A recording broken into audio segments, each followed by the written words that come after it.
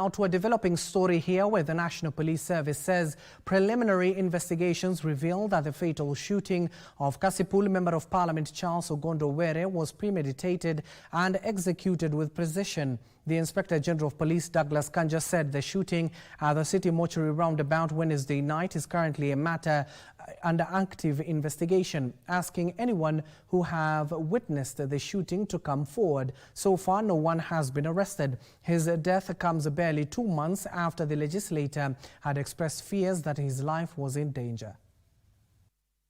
After participating in what will be his last session of the 13th Parliament before legislators embarked on a month-long recess. Mr. Speaker, I think there's some very urgent and sad information that is coming through, and I'd request that we adjourn the House. In relation to a member, I don't want to say it because it's not gone to the public, but I'd request maybe that I stand on now and call quorum. The late Member of Parliament Charles Ong'ondo left the precincts of Parliament a few minutes after 7 p.m. in a white Toyota Crown vehicle number plate KDM 783A.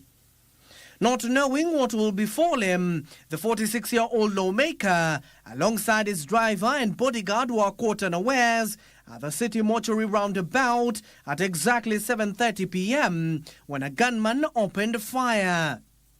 Witnesses say the pillion passenger dismounted and approached the car as it stopped at the traffic lights.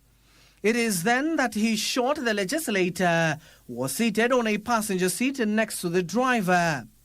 He fired 6 bullets, perhaps meant to eliminate any chance of survival of the legislator, before jumping onto the motorcycle and speeding into the darkness.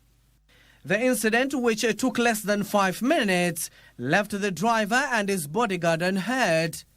It is then that they rushed the MP to Nairobi Hospital, where he was pronounced dead on arrival. This will spark a series of events as detectives combed through his car and reenacted the crime scene, while MPs who got wind of the incident rushed to the crime scene and later to Lee Funeral Home, where his body was taken. Inspector General of Police Douglas Kanja was at the hospital and Lee Funeral Home alongside DCI boss Amin Mohammed, affirmed that a manhunt for the suspect has begun, citing the incident was premeditated and well planned. President William Ruto has since sent his message of condolence to the family and called for a thorough probe. In February this year, the late Kasipul legislator, in an interview with KBC Channel 1, said his life was in danger. In our funeral in Nyatindo, immediately I arrived there before even praying. One of the notorious criminals who comes from Kachin called a boy